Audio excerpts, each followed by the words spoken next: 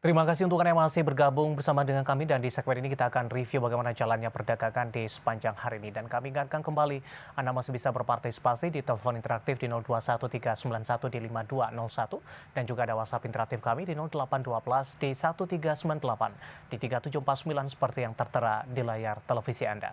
Dan saat ini kami sudah terhubung melalui Zoom bersama dengan Bapak Octavianus Audi yang merupakan pengamat pasar modal. Kita akan langsung sapa saja Pak Audi, selamat sore, apa kabar Pak? Selamat sore Pak David, kabar baik terima kasih. Terima kasih Pak Audi sudah meluangkan waktu di IDX Channel.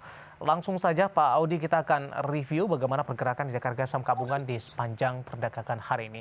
Sempat mengalami tekanan yang cukup dalam di sesi pertama pada pagi tadi dan meninggalkan level 7 ribuan, lumayan cukup jauh. Kemudian jelang penutupan di sesi pertama, ada perlawanan dan indeks harga saham gabungan berbalik kembali ke zona hijau dan akhirnya ditutup kembali di atas 7 ribuan di sesi kedua hari ini. Analisis Anda?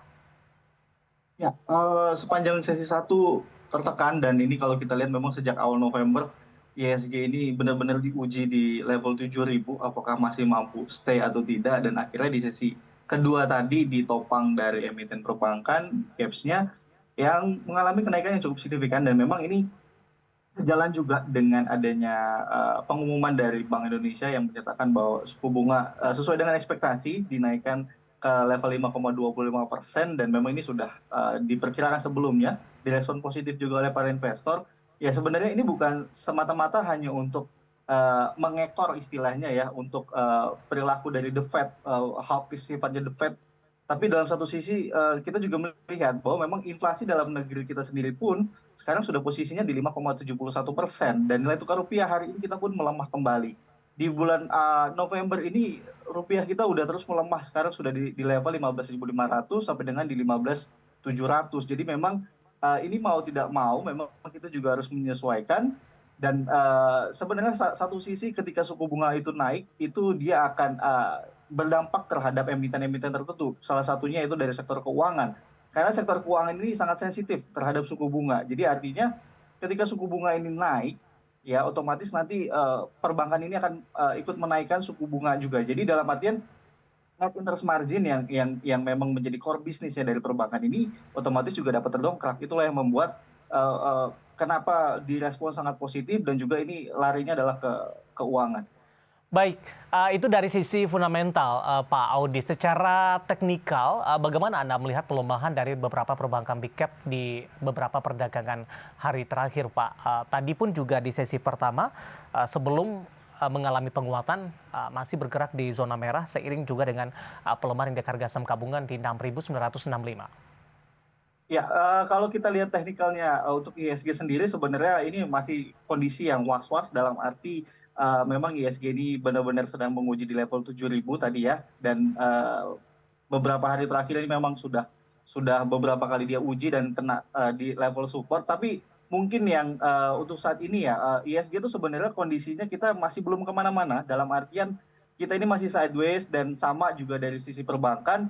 Memang kenapa dia baru bisa naik atau setidaknya hari ini baru bisa menguat karena memang kalau kita lihat emiten dari sektor keuangan itu sendiri selain dia sensitive rate dia juga termasuk cyclical. Jadi ekspektasi bahwa nanti antara di 2022 akhir sampai dengan 2023 itu yang banyak sekali wacana atau banyak sekali pandangan bahwa memang akan mengalami kesulitan dalam artian resesi secara global, ini yang membuat agak sedikit kendur. Jadi dalam artian perbankan ini sangat sensitif juga terhadap suku bunga, tetapi dia juga cyclical dalam artian dia mengikuti kondisi dari perekonomian suatu negara itu sendiri. Jadi memang ya inilah yang membuat kenapa naiknya pun tidak signifikan, turunnya juga sekarang masih so-so aja, ya Ya. gitu. Karena kalau kita lihat sendiri data dari ekonomi kondisi Indonesia itu sendiri, neraca dagang kita surplus, cadangan devisa kita masih cukup oke, gitu ya. Lalu kita juga lihat kondisi dari indeks keyakinan konsumen kita juga tinggi. Jadi sebenarnya ini kita masih cukup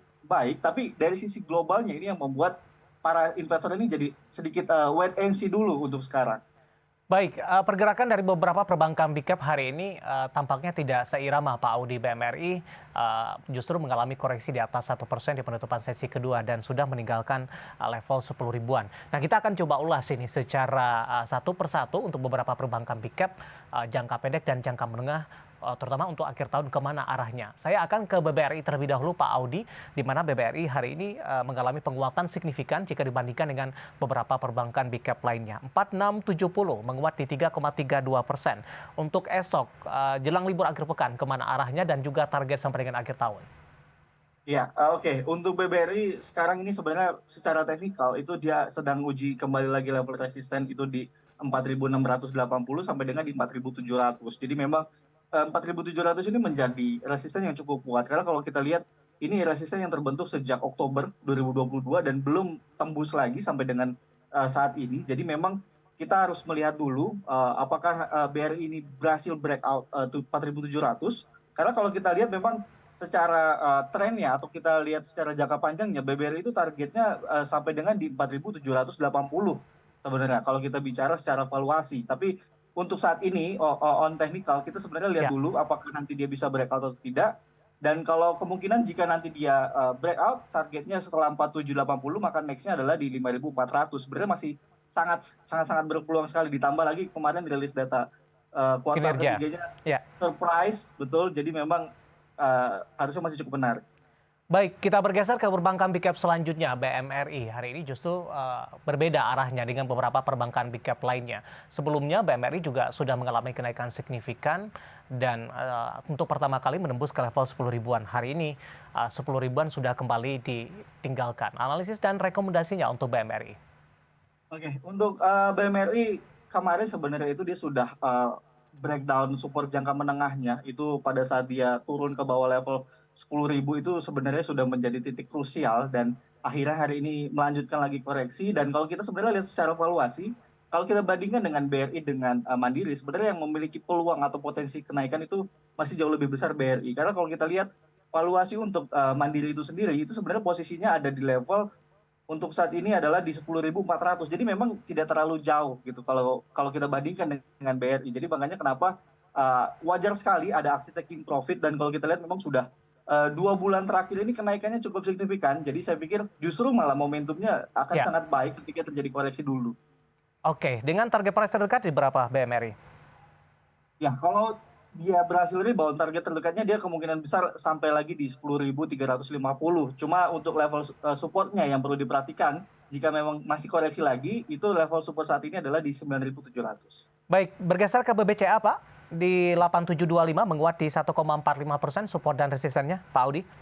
Oke, untuk BCA juga kurang lebih sama. Saat ini juga sedang ada level resisten yang harus dilewati terlebih dahulu secara bertahap. Yang pertama adalah di level 8.800, jadi di titik krusialnya. Once nanti dia breakout, maka peluang target berikutnya adalah ya kemungkinan besar dia bisa membentuk all time high itu di atas 9.000. Dan untuk Oke. level stop loss-nya atau supportnya yang perlu dijaga adalah even nanti BCA ini koreksi dan dia masih di atas 8.600, saya masih pede. Baik, terakhir BBNI, singkat saja Pak, 9275. Ya, untuk BNI masih cukup oke. Resistennya untuk saat ini terbuka sampai dengan di level 9.500 sampai dengan di 9.700. Dan untuk stop loss-nya yang perlu dijaga adalah di level 9.000. Jadi selama masih stay di atas 9.000 masih cukup menarik. Baik, review dan rekomendasi dari beberapa perbankan big cap yang hari ini mengalami penguatan signifikan, sementara BMRI justru berbeda arah, mengalami koreksi di atas 1% dan meninggalkan level 10 ribuan.